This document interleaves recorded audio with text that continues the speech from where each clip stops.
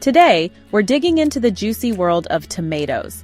Whether you're dreaming of your first homegrown salsa or just love the taste of a sun-ripened tomato, you've come to the right place. Now, we all know gardening can sometimes feel like navigating a jungle of advice. Everyone seems to have their own tips and tricks, but not all of them hold water, especially when it comes to tomatoes. There are a lot of myths out there, passed down through generations, that might be doing more harm than good. That's why we're here to separate fact from fiction. Let's debunk some common tomato-growing myths and get those tomato plants thriving. Let's dive in. Now let's talk about pruning tomatoes, a subject that often sparks debate amongst gardeners. Some swear by it, while others find it downright cruel. The truth, as is often the case in the garden, lies somewhere in between. You see, it all boils down to the type of tomato you're growing. Determinate tomatoes, those bushy fellows that reach a certain height and then focus on fruiting, don't really benefit from extensive pruning. In fact, pruning them too heavily can actually reduce your yield. Think of it like this. Each leaf is a little solar panel capturing sunlight and converting it into energy for the plant to grow and produce those delicious tomatoes.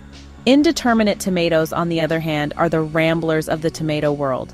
They'll keep growing and producing fruit until frost puts a stop to their fun. With these vigorous growers, pruning is essential to keep them manageable and direct their energy towards producing plump, juicy tomatoes. So, how do you know which type you have? Well, it's always best to start with a good plant label. Look for words like determinate or bush for those that stay compact. If the label says indeterminate, vining, or cordon, you've got yourself a climber. Now, when it comes to pruning indeterminate tomatoes, the key is to remove the suckers, those little shoots that sprout from the joint where a branch meets the main stem. These suckers might look promising, but they'll just draw energy away from the main stem, resulting in smaller fruits overall. Don't be afraid to be a bit ruthless here. Pinch out those suckers when they're small, and your tomato plant will reward you with a bountiful harvest of large, flavorful tomatoes. Remember, pruning is not about punishing the plant, it's about guiding its energy where it's needed most. Let's talk about watering, shall we? It seems straightforward enough, doesn't it? But just like us, tomatoes have their preferences when it comes to hydration. Overwatering can be just as detrimental as underwatering, leading to all sorts of problems. The key is to aim for consistently moist soil, not soaking wet. Think of a well-wrung sponge, damp, but not dripping. Now, how often you need to water depends on several factors: the age of your plants, the weather, and your soil type. Young tomato plants, fresh from their pots, need a bit more attention. Their root systems are still developing, so they rely on regular watering to get established. During hot spells, a daily watering might be necessary, especially if they're in containers. As your plants grow and their root systems delve deeper into the soil, they become more resilient and can handle less frequent watering. A good deep soaking every few days is usually sufficient, allowing the water to penetrate deep into the root zone. Now here's a little trick to check if your tomatoes need a drink. Stick your finger about an inch into the soil. If it feels dry, it's time to water.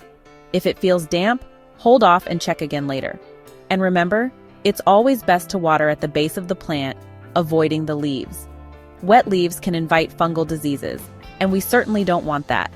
So aim your watering can or hose at the soil level and give your tomatoes a good, long drink. Now let's address a common gardening myth, using eggshells to prevent blossom end rot. It's a well-intentioned practice, but unfortunately, it's not the miracle cure many believe it to be. Blossom end rot, that unsightly black patch on the bottom of your tomatoes, is often mistaken for a calcium deficiency. While it's true that calcium is essential for healthy tomato growth, the problem usually lies not in a lack of calcium in the soil, but rather in the plant's ability to access it. You see, blossom end rot is often caused by inconsistent watering, which disrupts the plant's ability to take up calcium from the soil. So while crushing eggshells into your soil might add some calcium over time, it won't address the root of the problem in a timely manner. Instead of relying on eggshells, focus on maintaining consistent soil moisture. Water your tomatoes deeply and regularly, especially during dry spells, and you'll be well on your way to preventing blossom end rot. If you suspect your soil might be deficient in calcium, it's always a good idea to get a soil test done. A soil test will give you a clear picture of your soil's nutrient levels and help you make informed decisions about amendments. Remember, prevention is always better than cure. By focusing on consistent watering practices and ensuring your soil has adequate calcium levels, you can help your tomatoes thrive and avoid the disappointment of blossom end rot. Now, let's talk about planting tomatoes. You might have heard that tomatoes like to be planted deep, and you know what? It's absolutely true. Unlike many plants that prefer their roots to stay at a consistent depth, tomatoes have a rather unusual ability. They can actually develop roots along their stems. Think of it as a superpower, a way for them to anchor themselves firmly in the ground and access more nutrients and water. So when you plant your tomatoes deeper than they were in their pots, you're essentially encouraging them to grow a more extensive root system. Now, before you go burying your tomato plants up to their necks, there's a little preparation involved. When you're ready to plant, gently remove the tomato plant from its pot and take a look at the stem. You'll notice tiny hairs along the stem, especially on the lower portion. These hairs have the potential to turn into roots when they come into contact with soil. To maximize this root growing potential, strip off the lower leaves of the plant, leaving only the top few sets of leaves above the soil line. This might seem a bit drastic, but trust me, your tomato plant won't mind. In fact, it will be too busy focusing its energy on developing a strong root system to even notice. Dig a hole deep enough to bury the stem up to those top leaves and gently place the plant into the hole. Backfill with soil, firming it gently around the base of the plant. Water well to settle the soil and give those new roots a good drink. But just like us, they can have too much of a good thing. While they need ample sunlight to thrive, too much direct sun can actually harm them, especially during the hottest part of the day. Ideally, aim for 6 to 8 hours of direct sunlight for your tomato plants. This will provide them with enough energy to grow strong and produce an abundance of fruit. However, if you live in a particularly hot climate or your garden receives scorching afternoon sun, you might need to provide some shade. Now, before you go erecting a giant shade structure, there are a few simple ways to protect your tomatoes from the intense midday sun. One option is to strategically plant taller crops like corn or sunflowers on the west side of your tomato plants. These taller neighbors will cast some welcome shade during the hottest part of the day, acting as natural sun shields. Another option is to use shade cloth, a lightweight woven fabric that allows sunlight to penetrate while reducing the overall intensity. Simply drape the shade cloth over your tomato plants during the hottest part of the day, securing it with stakes or clips. Remember, observing your plants is key. If you notice their leaves wilting or developing sun scald, which appears as light-colored, papery patches on the fruit, it's a clear sign that they're getting too much sun. Adjust your shading methods accordingly, and your tomatoes will thank you for it. Now let's talk about the fruits of your labor, those beautiful, juicy tomatoes. When it comes to size, there's a whole world of variety out there, from tiny currant tomatoes to hefty beefsteak varieties. And just like you wouldn't use a sledgehammer to crack a nut, different tomato sizes are best suited for different purposes.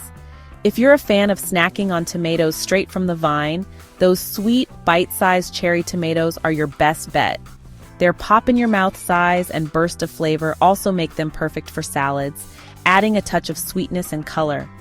For slicing onto sandwiches or burgers, those classic globe tomatoes are the way to go. Their medium size and juicy flesh make them a versatile choice for a variety of dishes.